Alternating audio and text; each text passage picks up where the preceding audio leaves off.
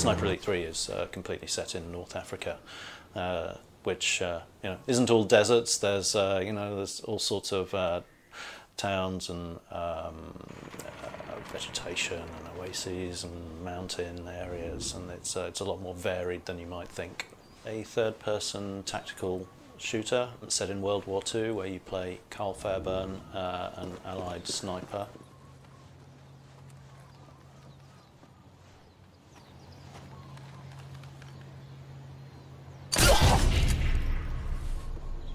The heartbeat in the game is a crucial part of being a sniper. It's important to maintain your cool, and so moving fast, getting shot, exerting yourself in any way is going to increase your heartbeat.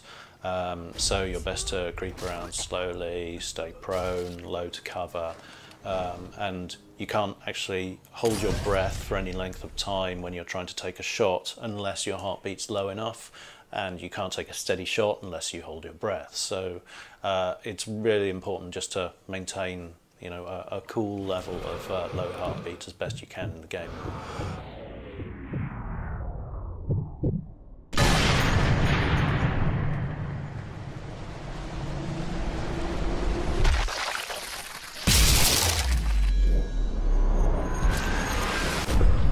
Explosions going off, that's not going to excite your heartbeat when you're a trained sniper. It's literally the physical things, the exertion, perhaps taking damage, that kind of thing those are the only things that actually affect your heartbeat in the game. You can't scare a sniper by saying boo. If your heartbeat's too high when you're shooting, then your scope's going to be shaking around a lot more, which is particularly important because of the ballistics in the game. Over long distances, you actually have to take account of what we call bullet drop, which is essentially how far the bullet will drop below the center point of your scope, just as the bullet drops under gravity.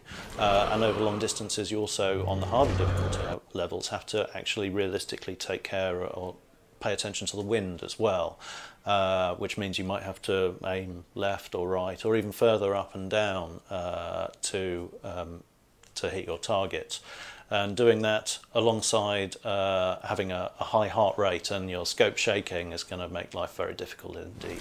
On harder difficulty levels, then it's entirely up to the player to just learn how it's going to fall on any given distance and do it without the red dot, but that's really for the hardcore.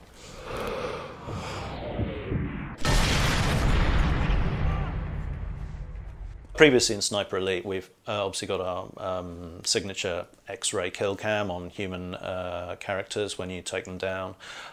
This time around, because the vehicles in the North African campaign were very important to the campaign, whether it's tanks, half-tracks, the Opel Blitz truck, and we've taken the X-ray kill cam onto vehicles as well, so you can actually track a bullet through the vent or grille on a vehicle into the engine, see all the pistons moving as it ignites and blows the whole thing out. And we've got multi-stage takedowns particularly on the more complex vehicles like tanks.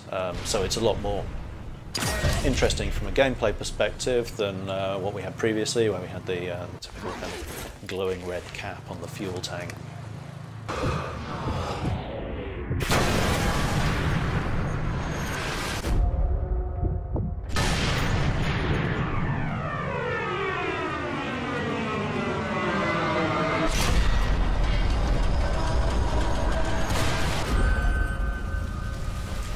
Shoot through the slit if you're good enough, like the little viewing slit, and take out the driver, which will stop the tank moving, but that won't necessarily stop the guy on the turret from being a threat. He'll just not be moving anymore. You could do it in a different order. You can lay down mines. There are any number of different ways to approach it, and it's really up to the player how best to tackle any given scenario, which is kind of one of the key things about Sniper Elite 3 that we've really been trying to get across, is to allow the player to be empowered to really make their own choices about how they deal with any given objective. Sniper Elite 3 is coming out Q2 2014 on PlayStation 4, Xbox One, PlayStation 3, Xbox 360 and PC.